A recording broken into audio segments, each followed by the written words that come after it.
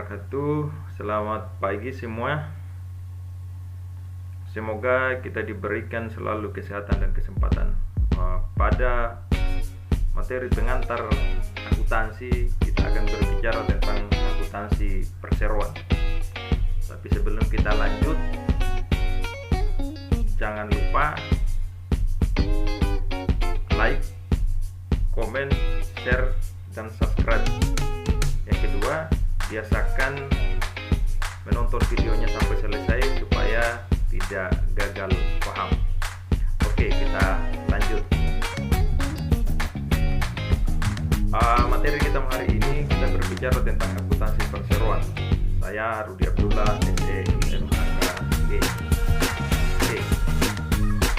Perlu kita lihat secara garis besar karakteristik dari perseroan itu seperti apa.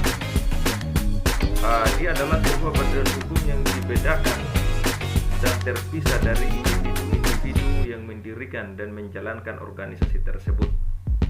Yang selanjutnya, sebagai badan hukum, perseroan harus tunduk pada ketentuan undang-undang yang berlaku di mana perusahaan tersebut didirikan, termasuk ketentuan membayar pajak atas laba yang dihasilkan organisasi.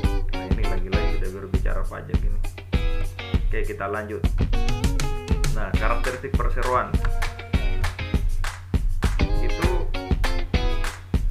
ada dua jenis. Biasanya ada dua jenis perusahaan: public corporation, dan new public atau private, non public atau private corporation. Nah, perseroan yang sahamnya diperdagangkan secara luas kepada masyarakat atau publik di bursa efek atau pasar modal. Nah, ini bagi yang sudah punya akun di bursa efek atau di pojok PI-nya kita atau di investasi syariahnya kita, ini pasti sudah tahu lah. Yang selanjutnya non public atau private corporation, yaitu perseroan yang sahamnya tidak diperdagangkan kepada publik melainkan dimiliki oleh sekelompok kecil investor saja. Ini sangat jelas sekali perbedaannya. Yang selanjutnya, sebagai badan hukum yang terpisah dan dibedakan dari pemiliknya, perseroan bertindak atas namanya sendiri, bukan atas nama investornya. Oke. Perseroan atau perusahaan dapat membeli, memiliki, dan menjual properti atas namanya sendiri. Selanjutnya, para pemegang saham memiliki kewajiban yang terbatas. Selanjutnya, kreditur hanya berhak atau memiliki klaim atau tuntutan terhadap aset perusahaan saja, bukan atas harta pribadi pemegang saham. Dulu kita sudah pernah belajar masalah perusahaan PT atau perseroan terbatas. Ini agak berbeda dengan yang dulu ya. Oke, kita lanjut. Kita lihat dulu lebih jauh, nanti kita tarik kesimpulan. Dalam kasus kebangkrutan perseroan, secara hukum kerugian keuangan yang akan timbul menjadi tanggungan pemegang saham adalah hanya sebatas pada jumlah investasi modal yang telah disetor kepada perseroan. Nah, ini biasa yang main, bukan yang mainnya, yang invest saham di bursa efek ini sudah pasti tahu ini. Kepemilikan perseroan terbagi dalam bentuk lembar saham. Pemegang saham adalah orang yang membeli dan memiliki saham perseroan. Saham itu adalah penyertaan modal. Ada saham atau obligasi. Kalau obligasi itu adalah penyertaan utang. Oke, pemegang saham dapat melepas seluruh atau sebagian kepemilikannya dalam perseroan dengan cara menjual sahamnya. Oke, selanjutnya,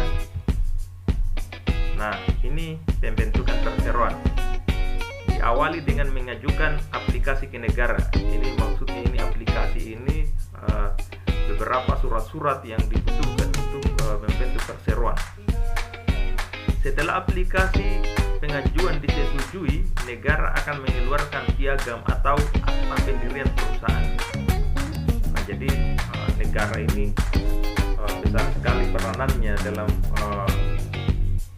mendirikan perseroan atau perusahaan-perusahaan yang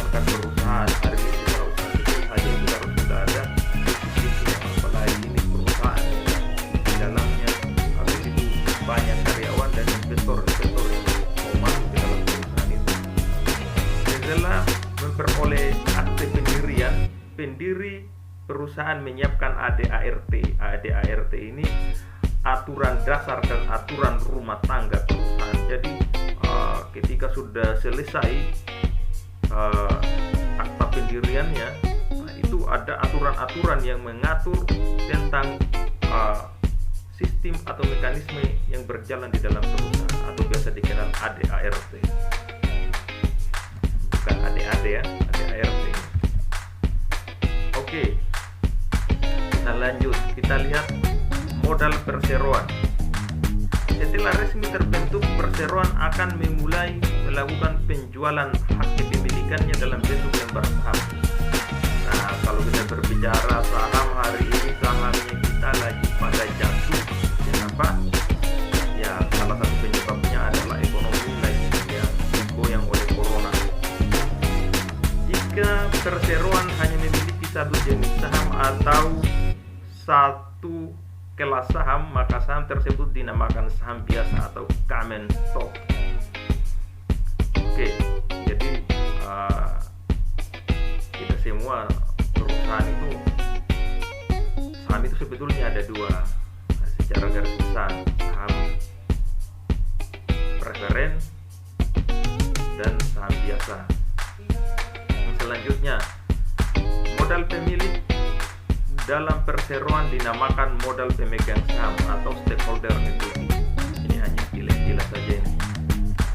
Oke, dua sumber utama modal perseroan: modal yang disetor, paid in capital, dan laba ditahan, return earning. Ini dua-duanya ini pada posisi yang berbeda. Mari kita lihat penjelasannya.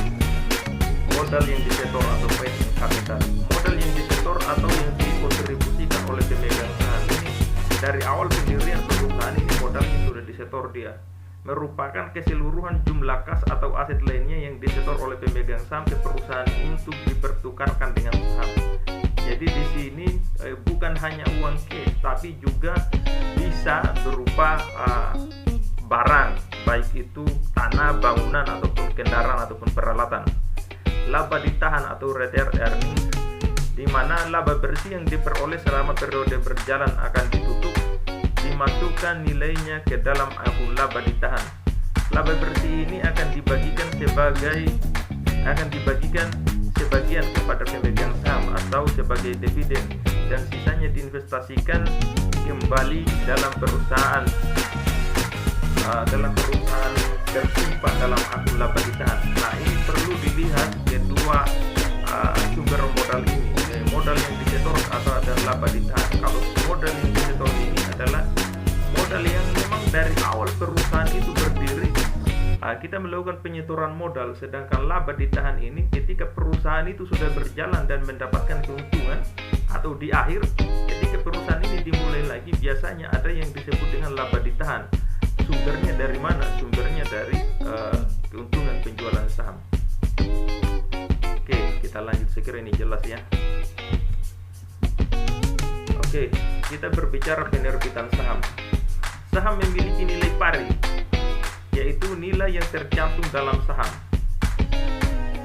Jadi bukan ikan pari ini, bukan. Ini nilai pari, yaitu nilai yang tercantum dalam saham. Nilai pari tidak atau belum tentu mencerminkan harga pasarnya. Oh iya, karena begitu saham itu dijual atau masuk ke bursa efek, biasa penentuan nilai parinya ditentukan oleh perusahaan.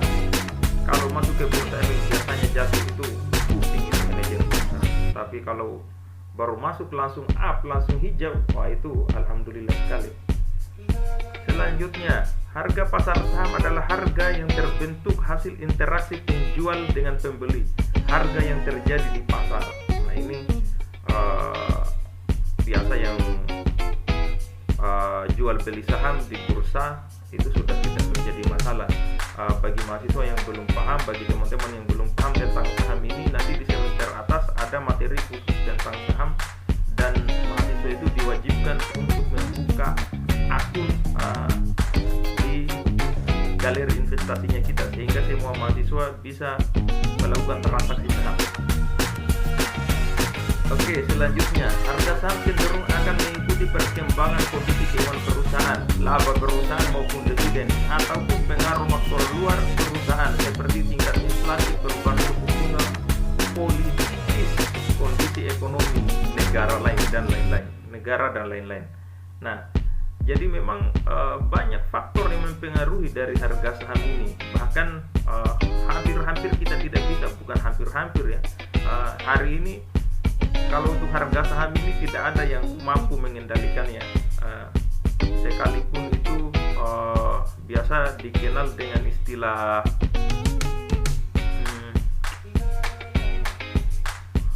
di perusahaan di orang-orang yang memiliki modal yang sangat besar itu biasa bermain untuk menaik atau menurunkan harga saham. Itu pekerjaannya orang-orang atau bandar yang memiliki kapital yang sangat besar. Bagi yang mau belajar tentang saham, nanti kita ke galeri investasi. Oke, selanjutnya, nah ini ilustrasi 1 penerbitan saham. PT Angkasa Raya menerbitkan dan menjual secara tunai 1000 lembar saham preferen dan 500 lembar saham biasa. Kalau sekarang satu lot itu sekitar 100 lembar ya. Oke, selanjutnya, nilai pari dari lembar saham preferen adalah 1.400 dan nilai pari dari saham biasa adalah 6.000. Oke, selanjutnya, nilai pari ini tadi sudah nilai yang tertera pada saham tersebut. Sedangkan harga pasar, harga jual setiap lembar saham preferen dan saham lembar biasa masing-masing 1.700 dan 800. Ini sudah ada kenaikan ya. Jumlah saham yang diotorisasi sebanyak 3.500 lembar untuk saham preferen dan 8.000 lembar saham biasa. Harus ada otorisasi dari perusahaan. Sepanjang periode tidak ada jumlah saham yang ditarik kembali dari tangan pemegang saham. Oke, kita lihat lagi lanjutannya. Nah, ini adalah ayat jurnal yang diperlukan. Jadi seperti tadi, jurnalnya kas pada saham preferen, saham biasa, modal disetor dalam kelebihan nilai pari yang berupa saham preferen, modal disetor dalam kelebihan di atas nilai pari saham biasa. Nah, ini yang ada garis panah ini, arah panah hijau ini, itu artinya agio saham adalah selisih lebih setoran pemegang saham di atas nominalnya dalam hal saham dikeluarkan dengan nilai nominalnya. Nah, ini bisa dilihat bahwa perhitungan ini, terutama nilai pari saham preferen 100 lembar kali 1.400, nilainya 1.400. Ini ada hitung-hitungannya semua ini. Nah, harga jual saham preferen 100 lembar kali 1.700 sama dengan 1.300. Kelebihan modal disetor saham preferen 300.000. Nah, ini. Jadi ini dikurang sisa 300.000. 300.000-nya ditambah dengan pokoknya yang dilihat ini adalah kalau ayat jurnal yang dilihat itu seimbang atau tidak, itu yang dilihat. Oke, selanjutnya nilai pari saham biasa 5.000 lembar kali 600 sama dengan 3 juta. Harga jual saham biasa 5.000 lembar kali 800 rupiah sama dengan 4 juta rupiah. Kelebihan modal disetor saham biasa sebanyak 1 juta rupiah. Kas masuk yang diterima perusahaan yaitu 1.700.000 ditambah 4 juta sama dengan 5.700.000. Ini untuk perhitungan yang tadi itu. Nah, itu 5.700.000 dari mana Pak? Yang ini ada perhitungannya. Nah, catatan tambahan, kelebihan dari agio saham adalah disagio saham. Disagio saham adalah selisih kurang setoran pemegang saham di bawah nilai nominalnya dalam hal saham dikeluarkan nilai dengan nilai nominal. Oke, selanjutnya melanjutkan ilustrasi satu sebelumnya.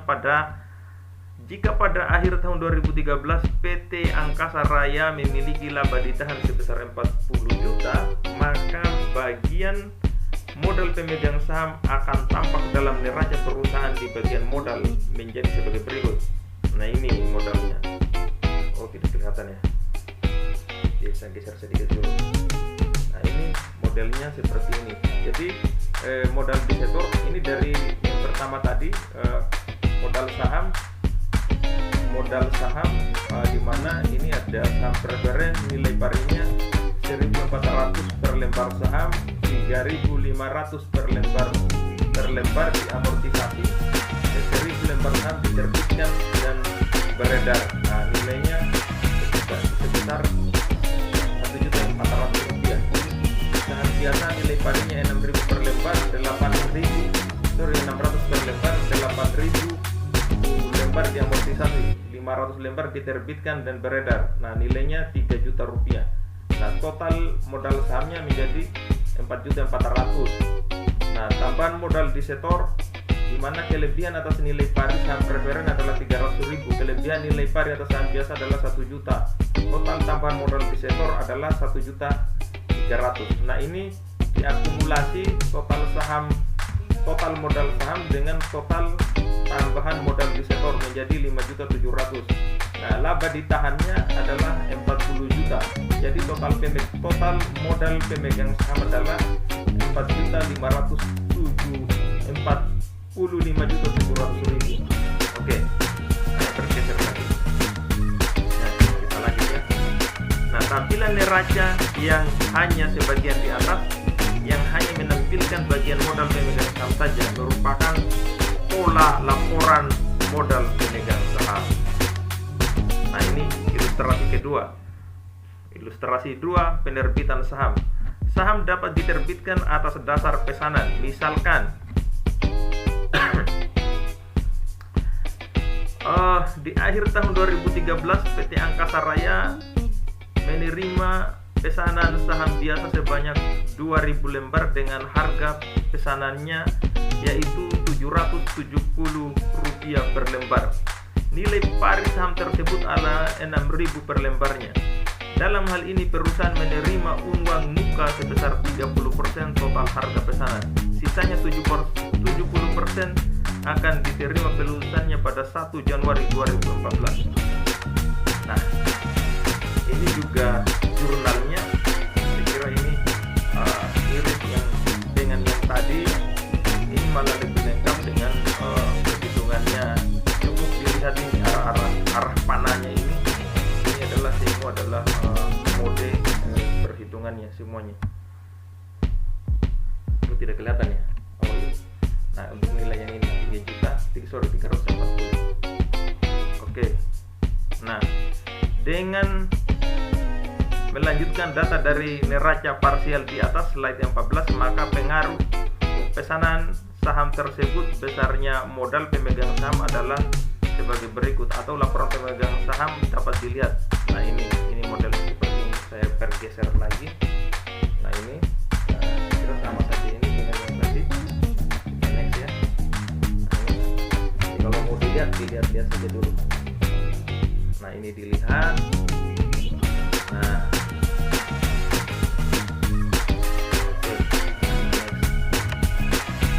pada tanggal 7 Januari 2014, jurnal yang diperlukan untuk mencatat pelunasan pesanan saham dan penerbitan saham tersebut, di mana jurnalnya adalah kas pada piutang pesanan saham biasa yaitu sebesar Rp1.078.000. Pesanan saham biasa pada saham biasa yaitu sebesar Rp1.200.000.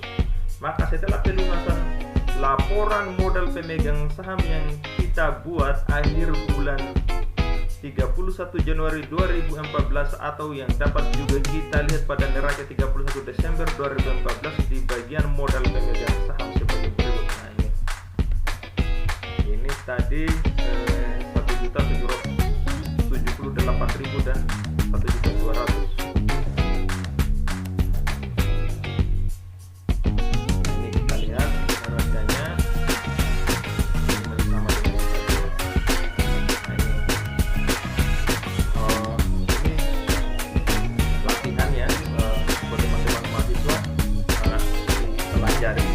Modelnya sama kok, ini hanya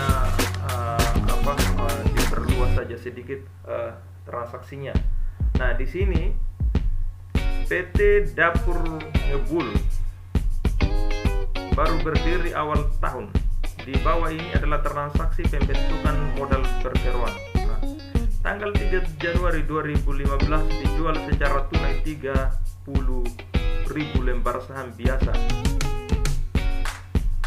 bernilai pari sebesar 1.000 per lembar sahamnya dengan total harga jual 30 juta. Tanggal 1 Mei 2005 diterbitkan saham biasa sebanyak 10.000 lembar, nilai parinya 1.000 dengan nilai pasar 950 rupiah. Tanggal 10 Juni 2015 diterbitkan saham preferen sebanyak 25.000 lembar dengan nilai pari sebesar 1.200 dan harga jual sebesar 1.300 per lembarnya. Buatlah ayat jurnal untuk mencatat transaksi di atas dan buat pula laporan modal pemegang saham. Ini gampang kok, sama kayak tadi. Ini hanya bikin jurnalnya, tadi sudah ada hitung-hitungannya di slide yang sebelumnya. Nah kita lihat ya, di ilustrasi 1 ya tadi. Ilustrasi tadi lebih ini ya, lebih jelas. Nah ini modelnya dibikin seperti ini. Ini seperti ini dihitung terus ini dibikin neraca.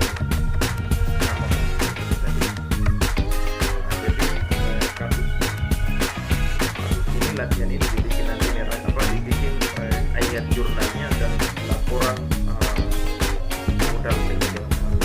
Oke, nanti ada lagi di